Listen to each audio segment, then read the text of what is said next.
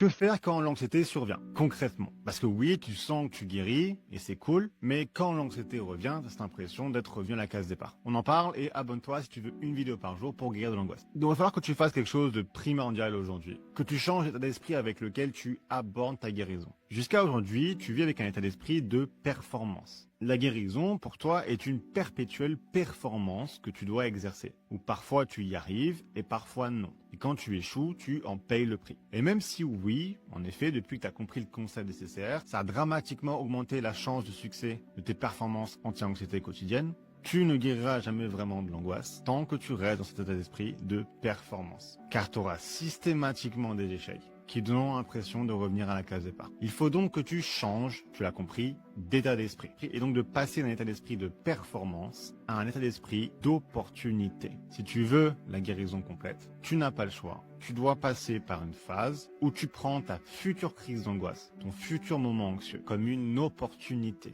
Et une opportunité de quoi? Une opportunité de collecte d'informations. Et ça, je vous l'ai expliqué pas mal de fois, la guérison se fait littéralement toute seule une fois que tu as récupéré la bonne information. Et une fois que tu connais par cœur tes potentielles réactions à l'angoisse et les éléments déclencheurs qui en sont liés, l'anxiété ne peut plus exister. Pourquoi? Car l'anxiété ne peut exister que s'il y a effet de surprise. Pas de surprise, pas d'anxiété.